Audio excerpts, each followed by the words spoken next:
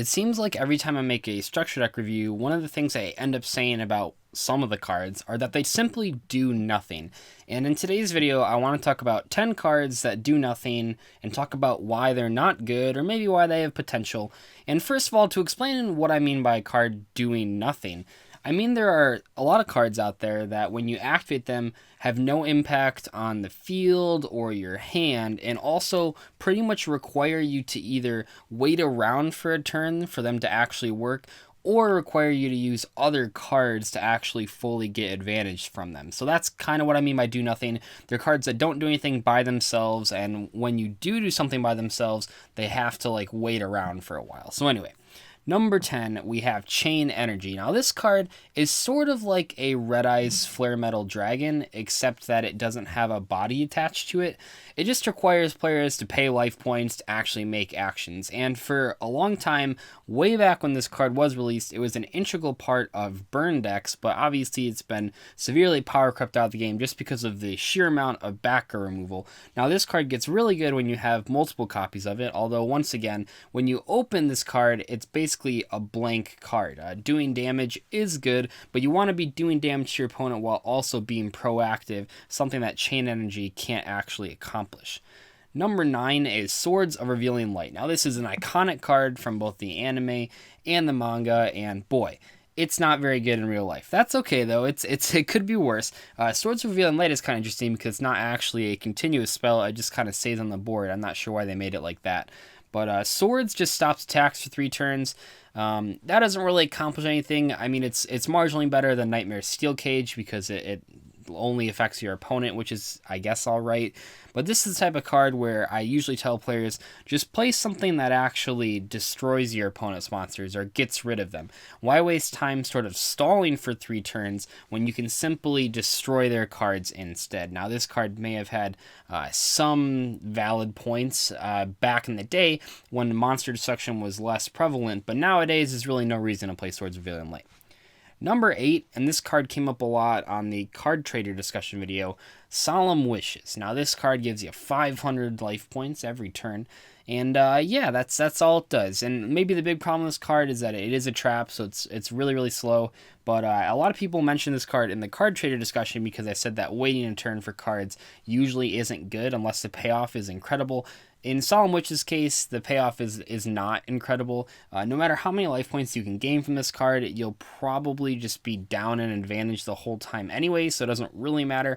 And that's kind of what I'm trying to tell you guys, is that when a card gains, let's say Solemn Wishes gained you 2,000 life points every turn, would that make it a good card?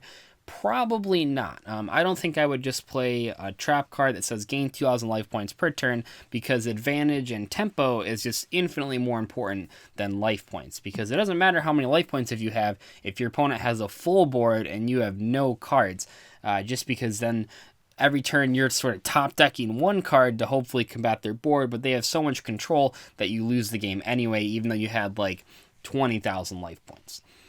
Next up, how can I mention do nothing cards without talking about Card Trader? I recently did an entire video on Card Trader. I'm sure many of you saw it and disliked it or liked it, but Card Trader is one of the best examples of a do nothing card.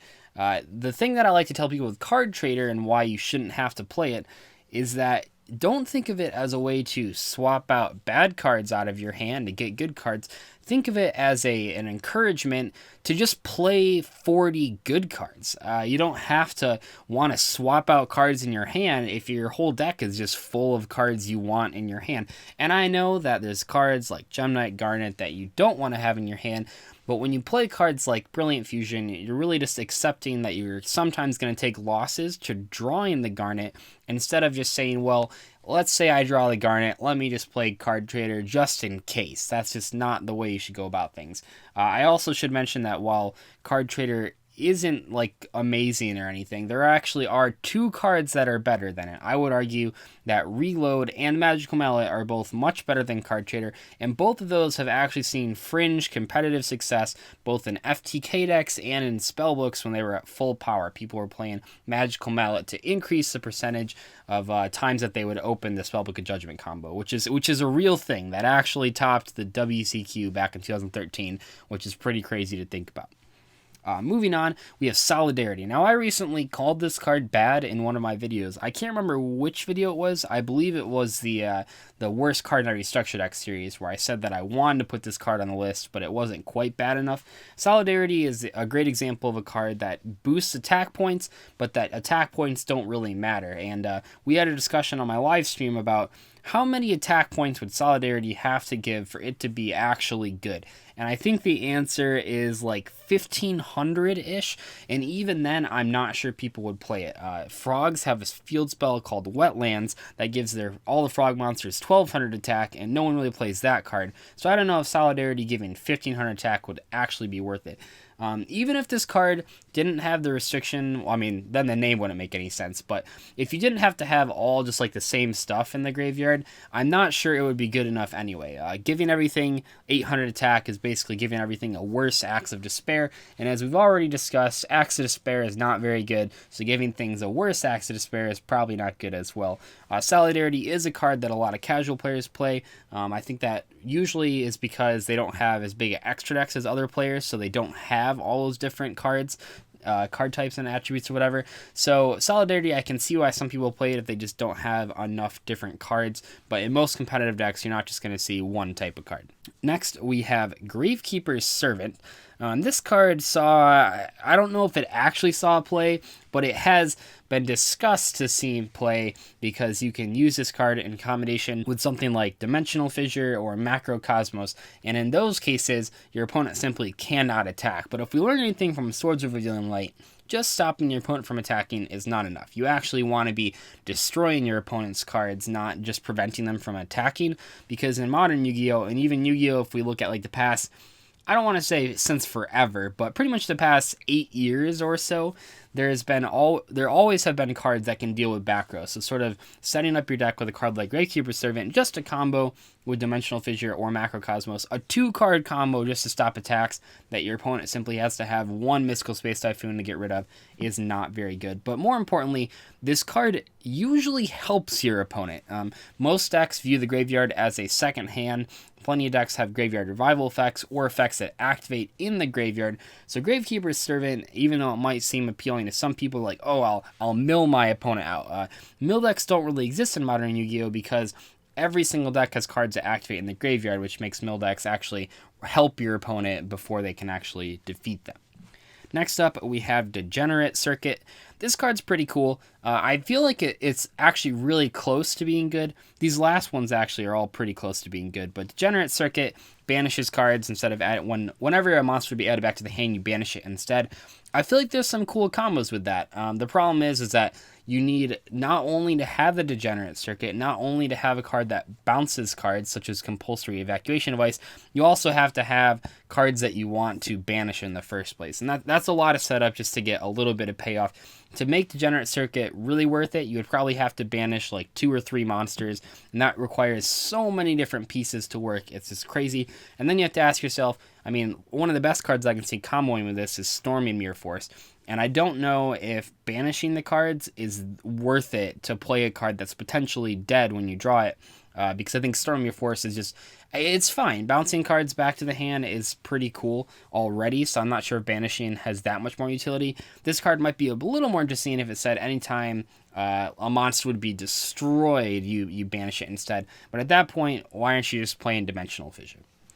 Next, we have Convulsion of Nature, one of the best meme cards of all time. A lot of people think this has no uses, but it actually saw play in a couple different control decks featuring Archfiend's Oath and Gishki Diviner, I think, or Diver, the level 3 Gishki monster that basically is just an Archfiend's Oath.